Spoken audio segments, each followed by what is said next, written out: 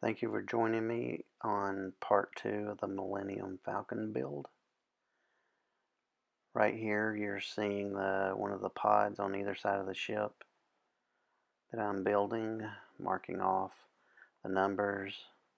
You can see there that I've installed it and put some of the panels on the outside that I've marked and cut.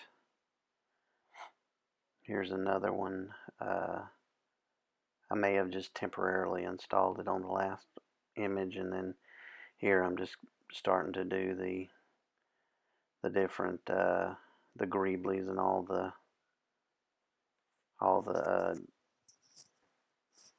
little parts and pieces and bits that go on it. Here's some more. Most of this stuff I used was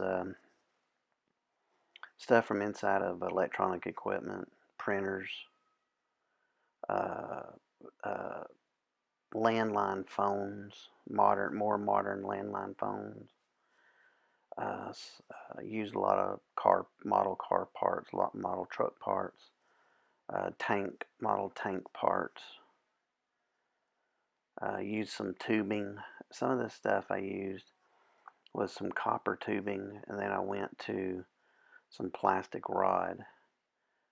Right here I wanted to show you this. This was an old Sawzall that quit working. It burned up, quit working.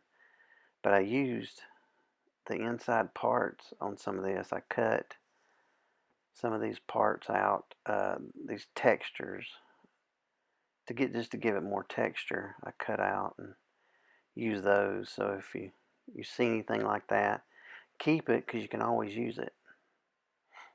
Right here I just painted it a single color just to get an idea of what it was going to look like later on when I install it onto the ship. Here I have more details that I add to it. And here's one of them installed with some of the greeblies on it. And I add more to it later on once I get it more progressed. Here's a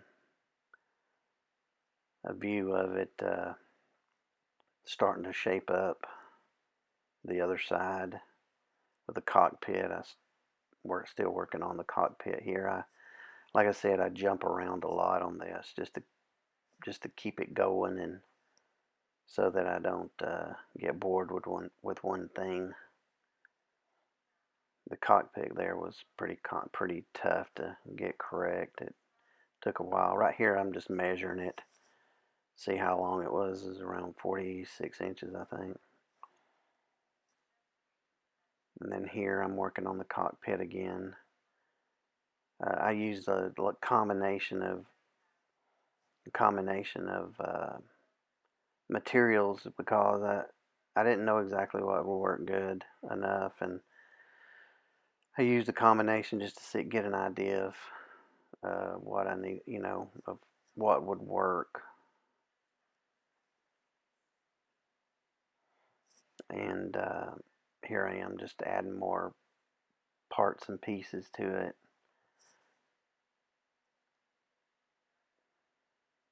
Cutting out the panels that go on the surface. I cut out a lot of those. All kinds of things I cut out. It was a lot of work. Here I am building some more parts out of wood, and using that part on the inside from that Sawzall electronic equipment. I cut stuff off the board. I'm doing a little bit of a video here showing around it more of the cockpit. It's shaping up, but it's not quite there yet. Used some Bondo to Bondo all this so I could sand it smooth and get the shape that I wanted. It's really, like I said, it's a little big, but I like it. It works with it. putting more details and using Bondo to fill in the cracks and crevices, just so when I paint it, it looks more smooth and even.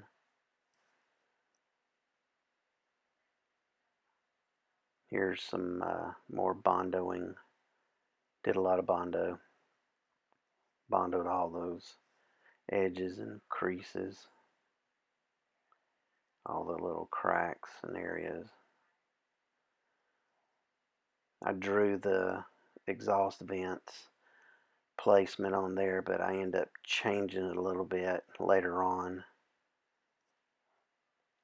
Here I'm starting to really add some more details. I probably should have waited to add some of these details till I got all the body panels on, but I worked a little haphazardly on these parts. It's not a kit, so you just got to kind of think of what you need to do next, just so you don't work yourself into a bind somewhere later on. But you can always fix it. That's the good thing. You always cut it apart or cut something off or something and fix it.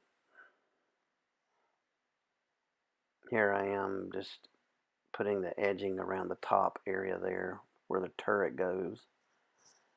That's like a thin plastic styrene material. I do that all the way around. And then I think I Bondoed all that too to cover those cracks up. Here's the bottom. I got it flipped upside down. I do some of the bottom. The panels, the center part and the panels, like the top is, but I just don't do all the different, the small little panels. The larger panels I do, but the smaller little panels I don't do on the bottom. And the greeblies and those kind of details I don't do on the bottom. It's just going to take too long for me to finish it. And I kind of wanted to get it done so I could move on to something else. Here I am making a template. I did these in larger pieces. Some of these I think I still may have cut. I think I still cut that. I don't remember. No, I think maybe I did do that in one piece. Yeah. There it is. I put it on a board in one piece.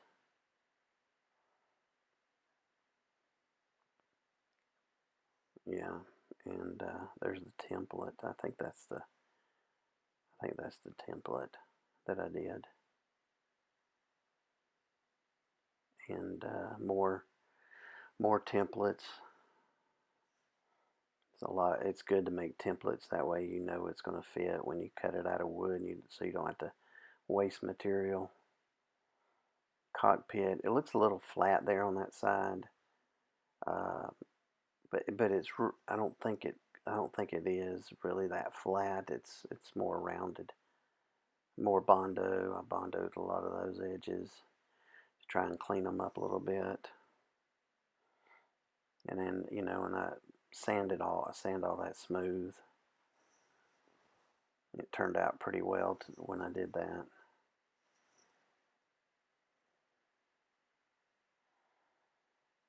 See, there's where I got it a little more smooth. I believe that's looking better, a little bit better. More Bondo on the cockpit.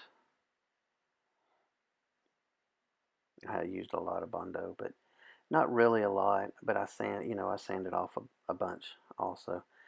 And I put these vertical pieces back there where the engines go, because I'm going to put some plexiglass and I think I'm going to try to put some lights in it at some point and put some plexi back there. So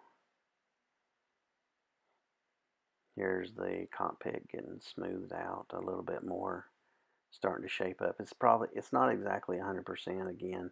This isn't a movie version or any specific version of the Millennium Falcon. It's just my version.